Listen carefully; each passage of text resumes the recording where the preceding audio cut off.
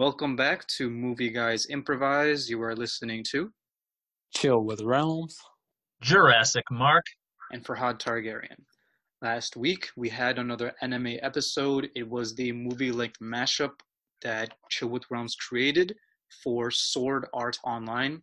If you haven't seen that yet, go ahead and check out Chill with Realms movie-length mashup. And once you have caught up with that, go ahead and check out our review of it. And for today's episode, we're taking it back to a movie filmed in the 80s, set in the 1910s, I think it is, a sports drama film about baseball called Eight Men Out. I don't think I heard of this movie before it was suggested here, but it surprised me. I didn't know what to expect, although I have seen quite a few sports dramas before this. I haven't seen this one, but it surprised me. JM, this was your choice, so why don't you tell us a little bit about the movie and why you chose this as today's episode?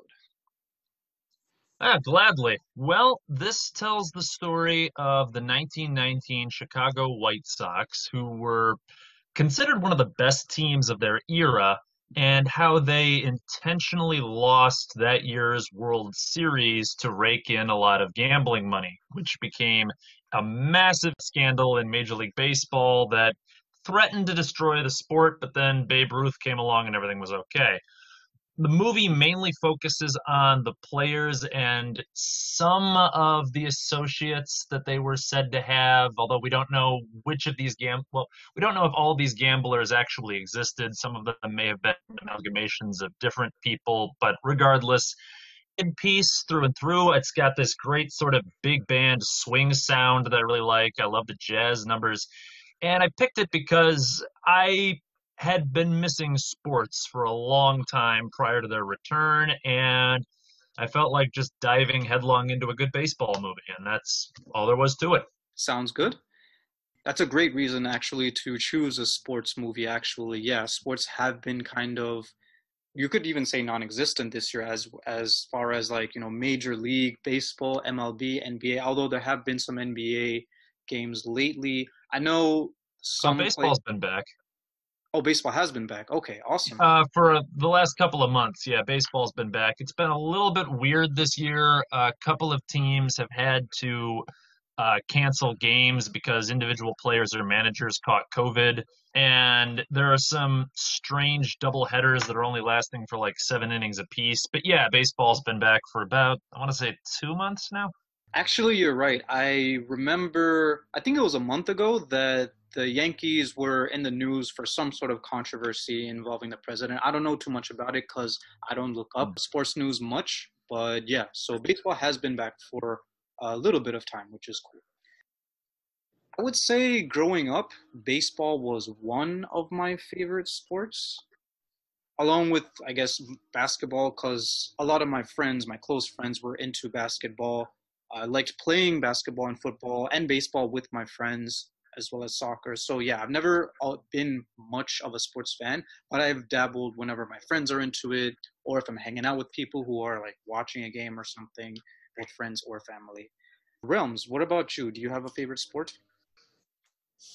Of course, basketball is my favorite sport, but for some reason I don't know what it is. I think like when I was younger, it always was most sports I would always rather play them than actually watch them, even basketball. And it was a very long time before I was able to actually sit down and watch a full basketball game. And for me, baseball is one of those sports where like I still haven't been able to, sit down and watch a baseball game, but I'd play it either like in real life or in a video game. Yeah, I'd say for the past 10 years, most of my time playing sports are probably in video games. The Madden effect. FIFA too. FIFA, NBA 2K. Yeah, those and the Yeah, likes. I was surprised how much I actually liked soccer and hockey in video games. I'm a pretty big sports fan myself. I've always been terrible at them, but I love following my teams around. I've got a team in all 4 of the major pro leagues. Like I've got a football team, baseball, basketball, hockey. And one of my favorite things about sports fandom is it makes it socially acceptable for you to wear ridiculous outfits and scream your bloody head off in public, which is that's just delightful. Come on. Oh yeah, I went to a Mets game a couple of years back with some of my cousins. That was a good time, and I definitely would again. Except tickets are usually expensive. I remember the Mets tickets were expensive, so Yankees tickets must have been like I don't know, just too rich for our blood at that time. I guess It's I like would Occupy Yankee Stadium. I mean, in all, like, to when it comes down to it, I would definitely go to more sports games. One of my best friends works for NYCFC, which is the one of the official soccer teams in New York. So yeah, I would definitely like to check out going to sports games. That is, even though I'm not into most sports. So Um, you've never been to one yet? well, besides the Mets game, I can't recall the last time I went to like an official sports game. No. Okay. What about you, Mark? Oh, I've been to plenty. I miss them very much. It's hard to beat physically being there. Watching it on television and listening it on the radio, those are great experiences. But yeah, I miss going to ballparks and hockey rinks and whatnot.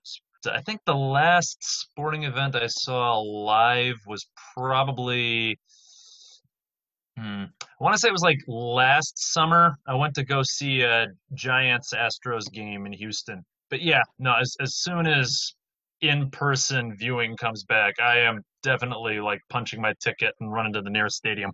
I don't care who's playing, man. I just want to like get a hot dog, drink like a cheap beer, and start yelling at professional athletes who make more money than God. Yes. Actually, I That's don't even making eat me hot think dogs. about I don't know that. what I'm saying, but still, yeah. That's making me think about that part in the movie where he's like, "Can you spell cat?" He's like, "Can you Oh, spell shit?" yep, yep. Yeah, that guy knew how to project. I'm telling you. But there was a video I remember a couple of years ago where I think there was an outfielder who was imitating a fan by like opening and closing his mitt, like at a ball game in tune with what the guy was saying. So the video made it look like he was doing a puppet show. Okay. Like, yeah, you can have fun with hecklers. I thought you were about to bring up something else that I ended up thinking about when I saw that scene. I don't know if you guys seen that video where I think he's on an island and he's like, "Hey, what's your name?" He's like, "Ezekiel." It's like, "Fuck you, Ezekiel." He's like, "What? What's your name?" "Tony." "Fuck you, Tony." They said that in a commercial? No, it was. I don't think it was a commercial. It was like just a skit, I believe. Gotcha. Okay. If you remember the skit, it could be on YouTube, right? Yeah. I'll send it to you. Awesome. Cool. I can link that skit in the description if it is on YouTube. So the player you were talking about, I think he was played by D.B. Sweeney as Shoeless Joe Jackson. He was the illiterate player. So Mm. JM, when you were telling us about this movie at the end of the Sword Art Online episode, I remember you mentioning Charlie Sheen, but I actually recognized quite a few of the actors in this movie. So John Cusack plays Buck Weaver. I recognized John Cusack from a movie called 2012. I didn't like the movie, but I thought he was a good actor in it. Clifton James plays Charles Comiskey, who I think is the owner of the team, like the stingy owner that kind of makes the events go into. Yeah, he was the owner of the White Sox. We can get into like the accuracy of that later on, but yeah. Gotcha. Okay, yeah, that is something that I definitely wanted to ask you about. Yeah. Michael Lerner plays Arnold Rothstein. Christopher Lloyd plays Bill Burns, who I hmm think was the doctor from the Back to the Future series. Was that him? Yeah, and he was also Reverend Ignatowski from that old Taxi sitcom. Ah, yes, that one as well. John Mahoney plays Kid Gleason, might be my favorite character. Charlie Sheen plays Happy. David Strathairn, I'm sorry if I'm saying that name. Stratharian, I think it's called, pronounced, but yeah. Strathairn, okay, as Eddie. And I Yep. recognized him from The Born Ultimatum, which was one of my favorite movies as a kid. and Michael Rooker plays Chick Gandil. And this dude is probably most famous for Yondu from Guardians of the Galaxy in the Marvel Cinematic Universe and as Merle in The Walking Dead. Ah, yeah. Don Harvey plays Swede, and he was in an episode of Better Call Saul. I think only just one episode, but I recognized him from there. And James Reed plays Lefty Williams. And I think that's the 8 in terms of the 8 men out. Or am I missing anybody? Gonna have to pull up the list of the specific players, but I think we covered most of them. Gotcha. It was somebody that wasn't one of the 8 men, but he Oh, played in Back to the Future. If y'all recognize the guy, the older guy. oh, Christopher Lloyd? Yeah. Yep. I think so. Okay, so the players who were banned from baseball were Shoeless Joe, Eddie Cicotte, I think. Okay, Buck Weaver, Swede Risberg, Chick Gandil, Happy Flesh, and Lefty Williams. Okay, so those were the 8 men out. Okay. Now, I have to Well, say... those are the ones who were banned, yeah. Right, the band 8. I have to say that as I was watching the movie, I liked how it seemed kind of like an ensemble film, and at least for the first or second acts, it didn't seem like any one character was a main character. Each character seemed to have, most of them seemed to have like a good amount of story behind them. Perhaps besides Sweetie Risberg, I'm sorry if I'm saying that name wrong. Besides him, it seemed like each character kind of did have their own sort of like story behind why they're doing what they are doing.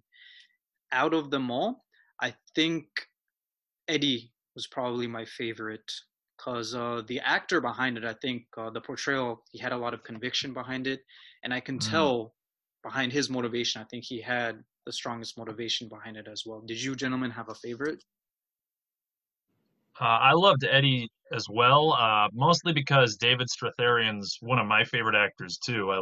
He's in Lincoln, which is a great movie where he That is plays a great William movie. Stewart. Yeah. And he was in Good Night and Good Luck, where he played Edward R. Murrow. Yeah, he's phenomenal, and he's great here too.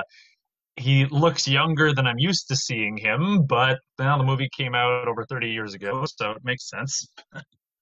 He also did a movie with Meryl Streep. I forget the name of it, but I think Kevin Bacon is in that one too, and that was also a good movie.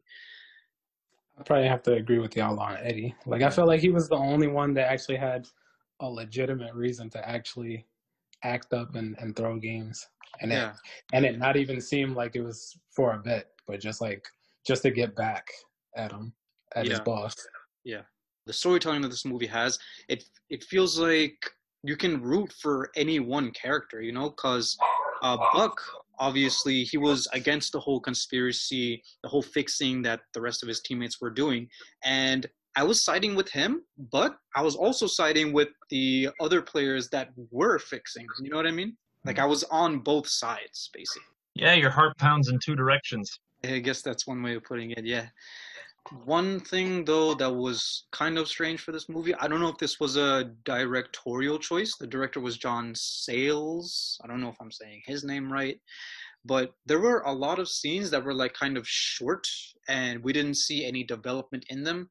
For example, I can give you, there was one scene where I guess fans or ex-fans were burning a scarecrow that was dressed up like one of the players. And it was like 1 minute or even like a 30-second long scene, and nothing else comes out of it except to show us that this is something that's happening, you know? And there are other scenes like that, scenes that are just short, don't really affect the plot, but show you what's going on as far as how it's affecting like fans of the team. But Well, I think those are establishing shots, you know, that they're just there to establish the mood for like a particular moment in the story. for I that, think. they definitely set the tone, and like I can definitely see where they were going with that scene, with those scenes for sure. The movie pretty much takes place over a series of 8 games, and it's what's the team? The Chicago White Sox Versus the Cincinnati Reds. Right, the Cincinnati Reds. And for the first half of the games, they're all fixed, which is to Buck's frustration. But then Eddie starts to feel a little guilty, right? He has a change of heart and he tells Kid Gleason that he wants to pitch. And he does, and he knocks it out of the park. Well, the opposite. He strikes all the players out. And I think Lefty does the same thing, but then this is where the movie threw a curveball at me. I wasn't expecting this. The scene where I guess a gangster dressed in all black comes over to him and poses as a fan to sign his baseball and basically says, either you lose tomorrow or we kill your wife. I'm like, whoa, okay, so. I had a feeling it was that deep, but I was more expecting them to actually just do something, just to send a message, as opposed to actually just threatening to do something. Yeah, and nothing really ends up happening to them except that they get expelled from the MLB. I'd say another thing that I didn't really understand was Eddie was demanding 10 grand up front from Chick, and Chick delivers. He said, check under your pillow, and there's like 10 or even 20 grand there. But how did Chick get that money? I didn't understand that. Chick was the one who was trying to get Eddie in on it, and at first he was against it, but then when he realized that, well, Chick was trying to egg him on, telling him, don't you want your 2 daughters to go to college or something like that. Eventually that gets to him, and Eddie says he's in. And then later on, Eddie says to Chick that I want like 20 grand up front. And he comes up to him later and said, I told you that I wanted 20 grand up front. And he tells him, all right, go and check under your pillow. And it's there. But I just don't know how Chick was able to get that money. He might have known the guy who put it there, or like talked to somebody off camera. Okay, I suppose that's one thing that that would make sense of it. Otherwise, I don't really fully get it. But yeah, I suppose that makes sense. I think the costume designing for the movie was also great. It was very convincing that this movie took place in the 1910s, even though this was an 80s movie. Although I'm not sure if the movie turned a profit because the budget for this was $6 million, and according to Wikipedia, it made just short of that, $5.7 million in the box office. So I don't know. I don't know if that's the full box office amount or if that's just the domestic. JM, one thing I did want to ask you, since you are a bit of a sports fan, do you know how accurate this movie is to the real life events? So the movie was based on a nonfiction book of the same name by Elliot Asanoff. I think that's how you pronounce his last name. And that came out in the 60s, I want to say. And Asanoff had conducted a lot of interviews with players and bystanders and whatnot. And he also did admit to making a couple of things up. Like, for example, the scene where Lefty is threatened by the gangster who's claiming, hey, if you don't throw this game, I'm going to kill your wife, was probably fabricated. Like, there really isn't any evidence to suggest that actually happened. Wow, really? That was one of the best scenes in the movie, in my opinion. No, it was a great scene in the movie. I think Asanoff's justification was he was trying to avoid having people like copy his work. He like claimed, if I make a couple of things up and then somebody rips off my book and I see the things that I made up in it, then I'll know that they didn't do their own research. They were just like plagiarizing me or whatnot, which is a weird defense, but he made it. There were a couple of other aspects of the film that aren't really historically accurate. We now know actually the White Sox were one of the better paid teams in Major League Baseball in 1919. Salaries were nothing like what they are today, but compared to what players and other teams were making, they actually had it reasonably good. And there's not really any proof that Eddie was cheated out of a bonus because there's not really any proof that offer was made to him in the first place. That's another thing that had appeared in the book. The issue is, though, a lot of the new evidence didn't really come around until the late 90s when some documents were transferred to the Baseball Hall of Fame. So at the time this movie was made, the people making it had probably every reason to think that they were making a historically accurate movie. It's just now, with the benefit of hindsight, we know some of the foundational parts of the story they're telling aren't quite accurate anymore. I see. Okay.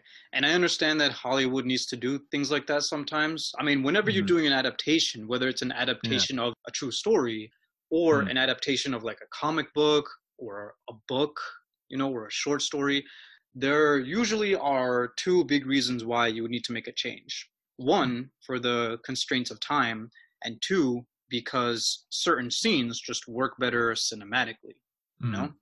So I can kind of understand that, but I also don't know as much of the history about it as you do, but it's sounding more and more like the players were just going in for the fix because they just wanted to make more money. And I can understand that maybe the Mm. owner of the team was being stingy, but these players were, I guess, making $6,000 a year, which in this day and age obviously is not enough to make a living. But back then, it must have been a lot, right? But Yeah, it was higher than what a normal like factory worker would have made, although that's like the upper limit. Like a lot of players weren't even making that amount. Some were making maybe half as much or a third as much or a quarter as much. One of the possible motivations that the players might have had was that there was a rumor that the previous year's World Series had also been a fix, but those players never got caught. So the argument goes in like 1918, the Chicago Cubs were playing the Red Sox in the World Series, and the Cubs got swept. And a lot of baseball players secretly thought that the Cubs players had thrown that World Series. So the argument went, well, maybe some of these White Sox figured that, hey, if another team can fix a World Series, then they could too. And supposedly they just happened to get caught. So we know there were some fixing scandals prior to this point, but after the Black Sox scandal, after the bans started going around, players, for the most part, stopped pulling that kind of stunt because it was just deemed way too risky to attempt. I just and love how Sorry, how deeply the long-winded explanation, but sorry, carry on. no, you're good, you're good. I just love how the owner is basically like fanboying over his player, and then the other guy's like, "Well, if you love him so much, why don't you pay him better?" And I'm paraphrasing, not word for word. Yeah, I think it might be a little bit confusing to some viewers that they keep calling Comiskey commie because when I first heard that, I was thinking, wait, are these guys calling him a communist? Like, what the hell's going on here?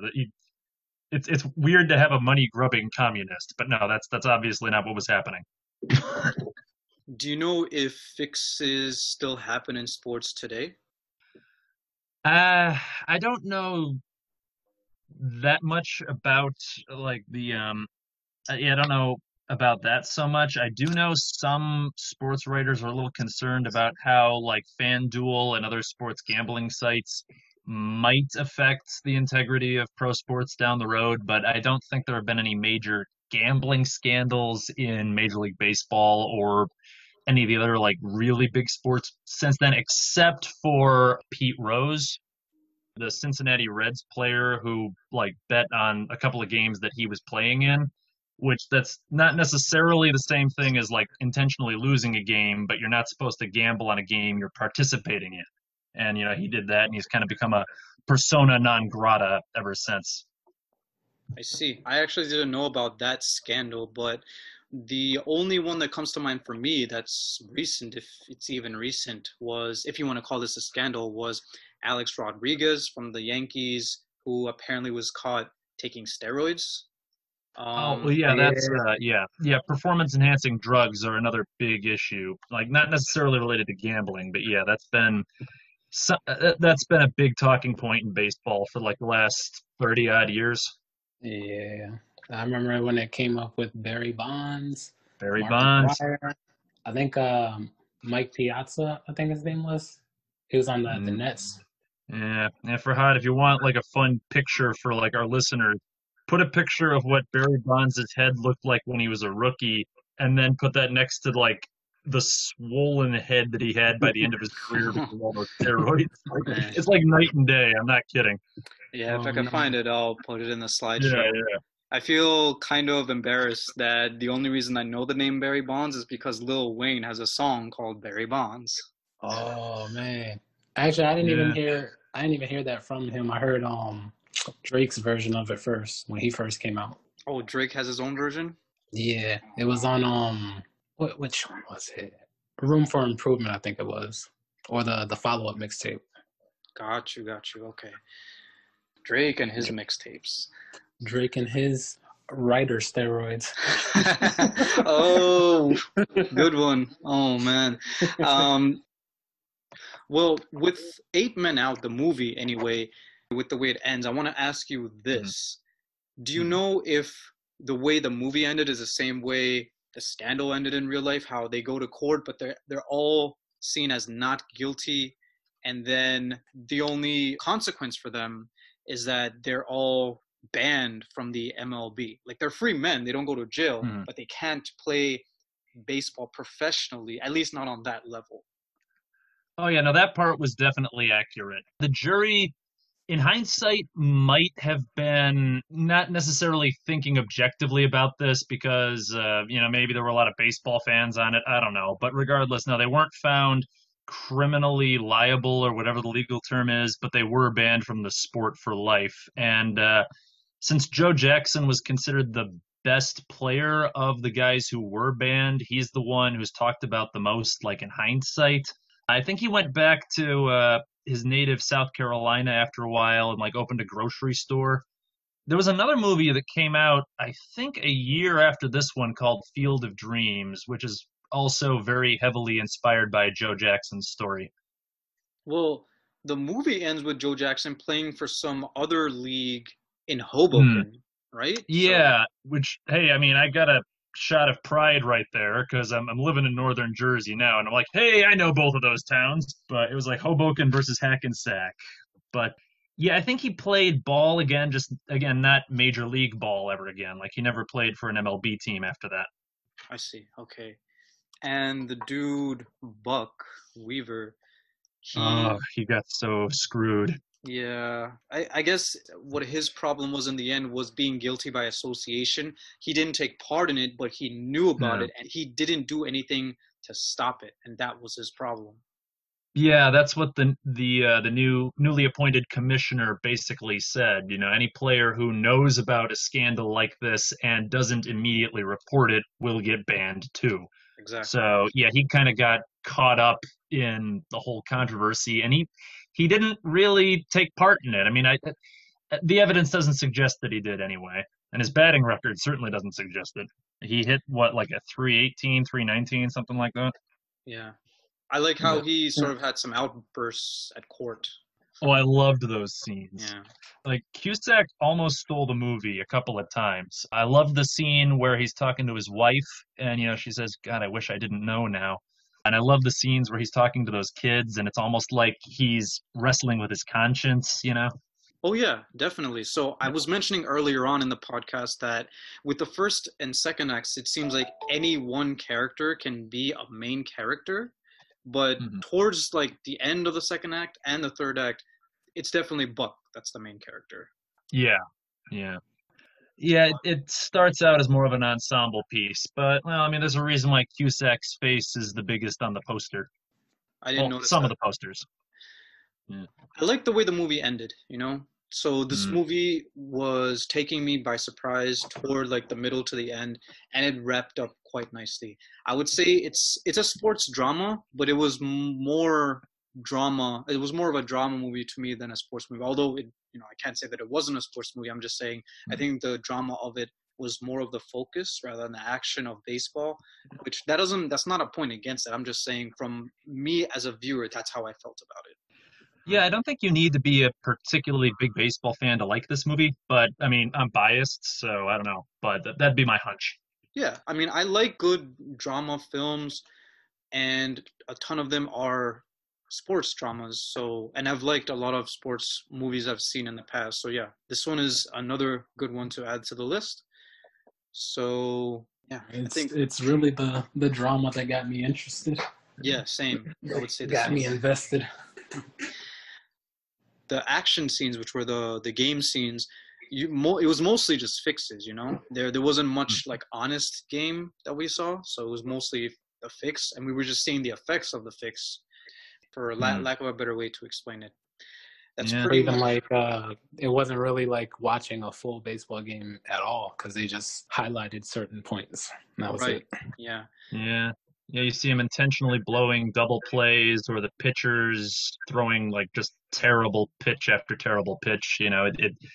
It's almost like watching a Globetrotters game, except the Globetrotters aren't trying to impress anybody. Yeah. Yeah.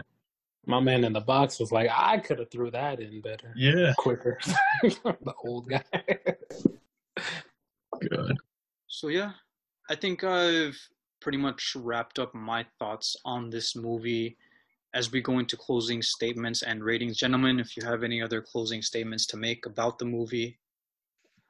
I would say it's a fairly decent movie.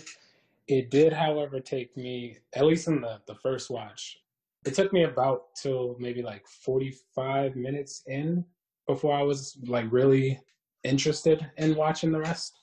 Mm. So it was a slow pickup for me, but I'd at least give it another watch. Yeah, that's Yeah, fair. it's definitely slower than I remembered it. And yeah, I can totally see why it might, take somebody a long time to kind of get invested, as you said, because the actual gameplay doesn't start until, well, right about when you said, like 45 minutes in. And I know in the years that have followed this movie's release, certain facts have come to light which really cast the historical accuracy in a bad light, I'll cast doubt on the historical accuracy, but I still think it works as a good interpersonal drama, and it understands player psychology, and it's got great atmosphere. Again, that soundtrack I think is killer. It's just perfect for the setting. I agree with that as well. All So, that jazz. oh man. So yeah, I think this was a good movie, and I think I would watch it again, especially if someone interested would want to watch it. I would want to join them. And going into ratings, summing up how I feel about the movie, how much I enjoyed it, along with historical accuracy of it, because it is sort of based on a true story, along with trying to be objective of how good of a movie it is.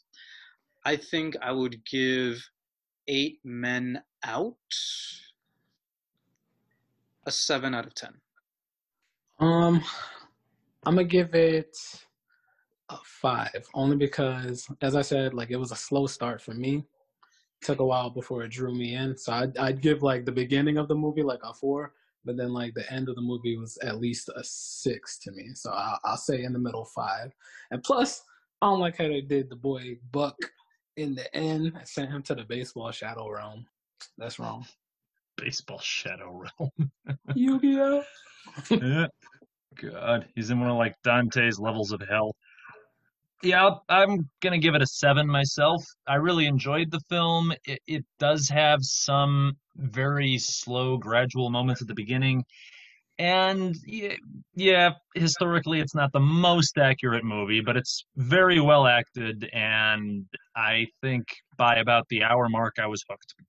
Yeah, an hour through. I think the movie is just about 2 hours long, so that's like the halfway point of the movie itself. Wow.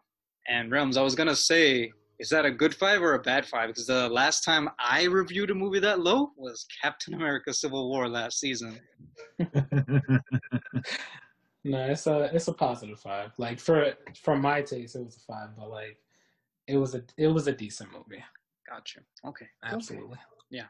So yeah, overall, I would definitely recommend this movie, especially for sports fans. Even though JM, like you said, you don't have to be a sports fan or a baseball fan to be into it. Regardless of that, I think it's a movie that you can enjoy, especially if you are a sports fan or a baseball fan. Yeah, I would agree.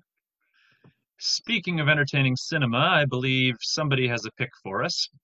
Oh yes, oh yes. So unfortunately not cinema yet, but I'm going to stick with the mini series that we've been doing a bit of this season with the podcast. It's going to be a blind suggestion of mine, and by that I mean I haven't even seen this yet. It's also on Netflix, and the name of the show is called Never Have I Ever, which sounds like a drinking game that we probably played in college or something. Yeah. Oh man, I used to hate that game because I would always win. Oh man. The one game you don't want to win, unless they're saying like Exactly. really stupid shit. It's like golf. Like the worse your score, like the better you're doing. I don't know. But So I've only seen one trailer for this show, and if you watch it, it may come off as like a chick flick or just like a TV show that only girls or women would want to watch. But I am kind of hyped to watch it just because of the South Asian representation. I don't see a whole lot of it in movies or TV Okay. shows. For that reason, I'm hyped. I should let you guys know right now, we're only going to be watching and reviewing the first half. It's 10 episodes, so watching the whole thing might be asking too much of you guys. So we're only going to be watching and reviewing the first 5 episodes. How long are Got the it. episodes? They're from 20 to 30 1 minutes. No. 20 to like up to half an hour, but there are 10 of them. So yeah. Okay. Okay, you all good with that? yep, I'm good with that. Fair enough. I try to be as fair as I can, man. Anyway. I am not okay with this. No, Oh man, funny guy. Well, that just about does it for this episode of Movie Guys Improvise. You are listening to Chill with Realms. Jurassic Mark. and Faerhad Targaryen. Thank you all again so much for continuing to listen to us, and catch us again next week. As always, thank you guys for chilling with us. Chill energy only. Make a little birdhouse in your soul. Okay. Yeah.